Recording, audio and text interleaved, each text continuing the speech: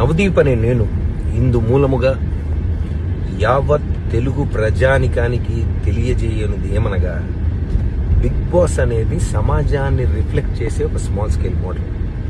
రకరకాల mind sets, attitudes, ఆలోచనలు ఉండే మనుషుల మధ్యలో 100 రోజులు బతుకుతున్నప్పుడు ఎవడెవడో ఏదేదో అంటారు. అన్నప్పుడు ఆ మాటల్ని మనం ఎలా తీసుకుంటాం, ఎలా రియాక్ట్ అవుతాం, ఎలా మనల్ని మనం కండక్ట్ చేసుకుంటాం అనేది పాయింట్. దాని టెస్టే అగ్ని పరీక్ష. మాకు కంటెస్టెంట్స్ డేటా ఇస్తారు.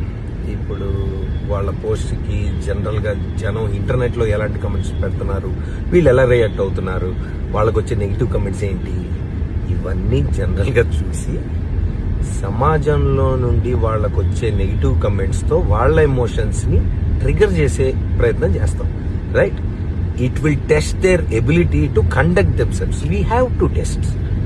ఎవడో కమెంట్ పెట్టినట్టు నేనేదో అంటాను. కంటెస్టెంట్ రియాక్షన్ ఎలాగైనా ఉండొచ్చు, పర్సనల్గా తీసుకోవచ్చు. మీ ఒపీనియన్ మీది, I like what I'm doing, I continue to be like this అనొచ్చు. అసలు నువ్వెవడరా నన్ను జడ్జ్ చేయడానికి అని కూడా అనొచ్చు. అది different people will have different approaches and reactions. Bigg Boss అగ్ని పరీక్షకి జడ్జ్ అన్నప్పుడే నాకు తెలుసు కంటెస్టెంట్ ఎమోషన్స్ని పుష్ చేసి టెస్ట్ చేయాలని. కాన్సెప్టే అది. హారర్ సినిమాకి వచ్చి నన్ను భయపెట్టదంటే ఎట్లా? ఇక్కడ కాన్సెప్ట్ ఇది. మీ పోస్ట్కి నెగిటివ్ కమెంట్స్ వస్తే నువ్వు ఎలా రియాక్ట్ అవుతావు? అగ్ని పరీక్ష. సమాజానికి ఏం మెసేజ్ అంటే నేను కాదు, బిగ్ బాస్లో పార్టిసిపేట్ చెయ్యాలనుకునే వాళ్ళకి ఏం మెసేజ్ ఇస్తారు అని.